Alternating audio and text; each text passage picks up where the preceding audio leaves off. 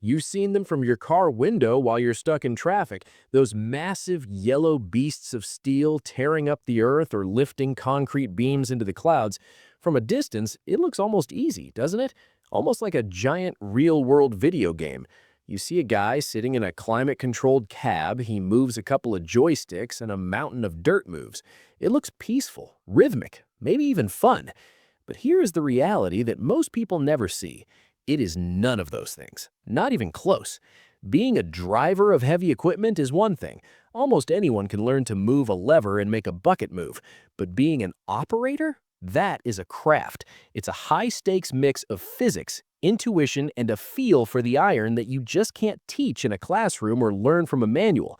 We're talking about machines where a mistake of just 2 inches can cost a company $50,000, or worse, cost someone their life.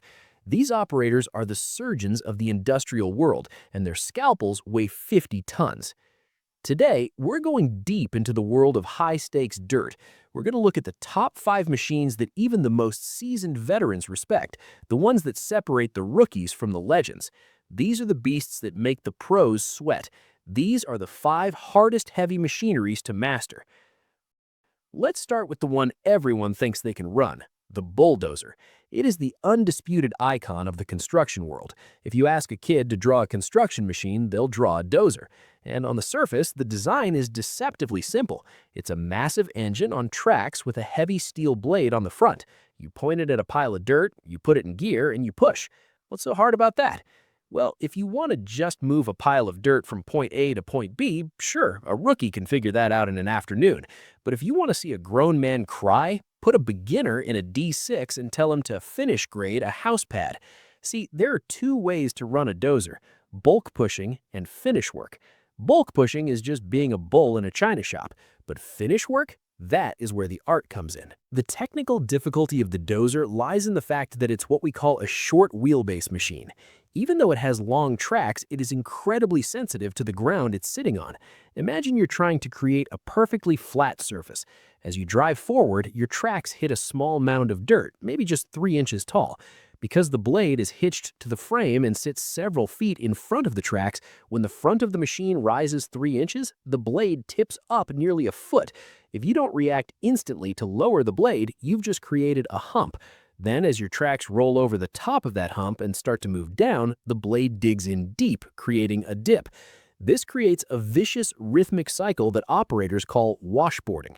A rookie will spend 8 hours moving dirt and leave the ground looking like the surface of a choppy lake. To fix it, you have to be able to read the ground through the seat of your pants. You aren't watching the blade with your eyes, you're feeling the machine's center of gravity shift through your spine. You're managing a 6-way blade that tilts, angles, and lifts, all while navigating a machine that is vibrating violently. A master operator doesn't just push dirt, they flow it. They know exactly when the dirt is boiling off the blade just right. If you don't have that instinct for the soil, you're just a passenger in a very expensive tractor. Now, if the dozer is about finesse, our number 4 machine is about surviving a high-speed earthquake. I'm talking about the wheel tractor scraper.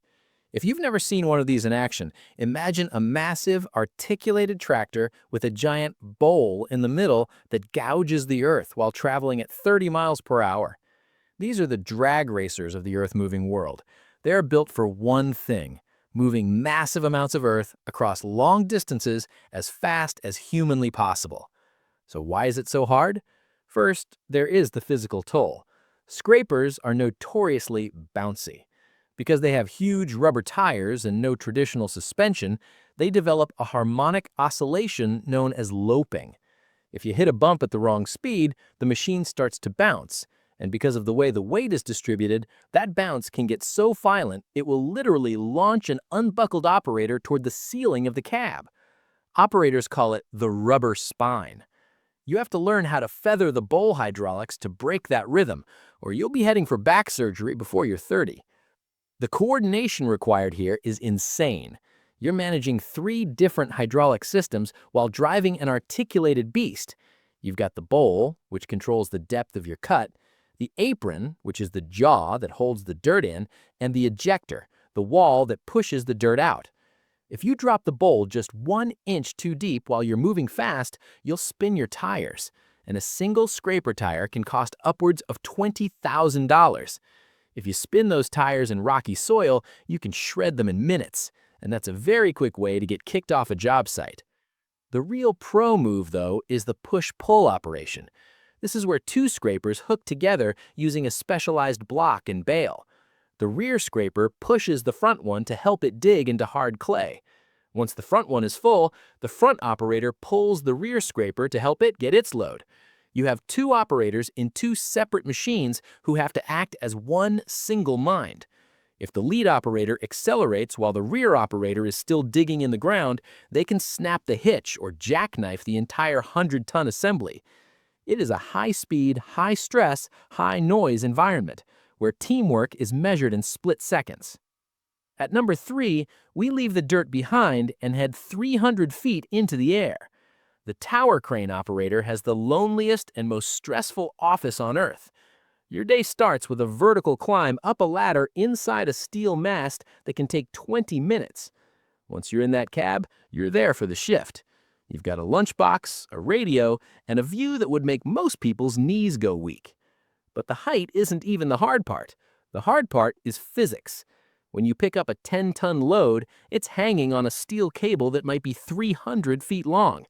The moment you move that crane's trolley or swing the jib, that load wants to swing. This is the pendulum effect. If you stop the crane suddenly, the load keeps going, potentially smashing into a building or tipping the crane itself. A bad operator will chase the load. They'll try to move the crane to catch up with the swing, which usually just makes the swing wider and more violent. A master operator, they catch the swing before it even happens. They move the crane in a way that neutralizes the momentum. It's like trying to balance a bowling ball on the end of a 200-foot piece of string while standing on a skyscraper. And then there is the blind lift. Most of the time, the crane operator cannot actually see where the load is going. They are lowering a massive steel beam into a narrow slot between buildings, and they are doing it entirely based on the voice of a rigger on the ground. Left a hair, easy, down 2 inches. You are putting your absolute trust in a voice in your ear. The mental fatigue of knowing that one slip of the finger could cause a catastrophe is a weight heavier than any load the crane can lift. You don't get to have an off day when you're swinging 10 tons over a busy city street. Number 2 takes us to the massive open-pit mines of the world to look at a beast that defies modern logic, the Dragline Excavator. These things are among the largest mobile land machines ever built.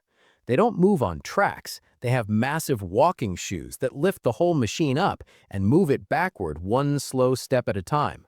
But the reason they're so hard to run isn't their size, it's the way they are controlled.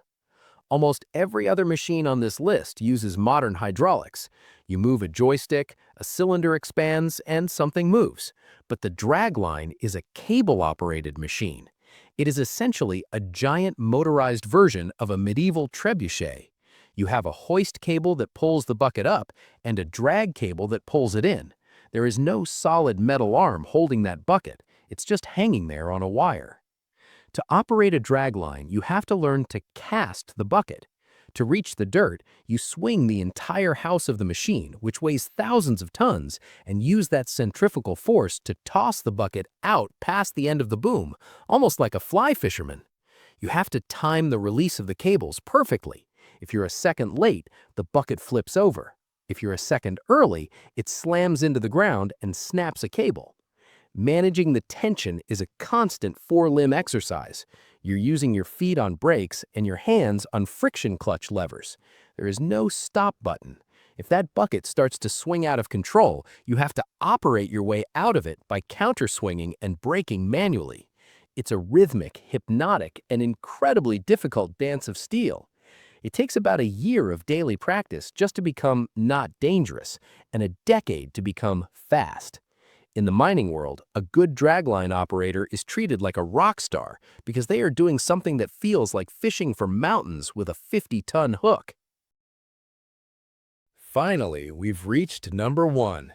If you ask any veteran site foreman who the most respected operator on the job is, they will almost always point to the grader hand. The motor grader is the undisputed grand master of heavy equipment. It is the only machine where the goal isn't just to move dirt, it's to achieve absolute perfection. Here's why. The grader is the most complex piece of equipment ever designed for the dirt. Look inside the cab of a classic motor grader. You won't find two joysticks. You'll find a forest of up to 12 different levers sticking up from the floor. Running a grader is like playing a grand piano while driving a bus. Your left hand is doing one thing, your right hand is doing another, and your feet are working the pedals. You're managing the blade's height, its tilt, its angle, and its side shift. You're also articulating the frame of the machine and leaning the front tires to fight the side pressure of the dirt. The reason it's so difficult is the tolerance. When a grader is doing fine grade for a highway, that surface has to be perfect, often accurate to within 1/8 of an inch. If the grader is off by even a hair, the water won't drain correctly, the road will fail, or the paving crew will use too much expensive asphalt, costing the company hundreds of thousands of dollars in material. A grader operator has to read the dirt. They have to know how the moisture and density of the soil will change the way it rolls off the blade. They have to see the finished road in their head before they even drop the blade. They are the only ones who can turn a chaotic pile of rocks into a surface so smooth you could play billiards on it. It's a job that requires the brain of an engineer and the hands of a concert pianist. That is why the grader hand is the undisputed king of the hill. We live in an age where automation is taking over almost everything. We have cars that park themselves and drones that can map a city in minutes. But on the front lines of construction and mining, the human element remains irreplaceable. These 5 machines are more than just tools. They are extensions of the people who run them. It takes more than a license to run these beasts. It takes a specific kind of grit, a relentless focus, and a deep respect for the sheer power of the iron. Next time you drive on a perfectly smooth highway, or look up at a new skyscraper, or see a massive bridge spanning a river, remember the operators. They are the silent masters of our modern world, doing the hardest jobs you'll never see, one fraction of an inch at a time. Thanks for sticking with me through this deep dive into the world of heavy iron. If you've ever sat in the seat of one of these machines, or if you've got a war story from the job site, jump into the comments and let us know. Which one do you think is the hardest? And if you have a newfound respect for the people building our world, hit that subscribe button. We'll see you on the next job site.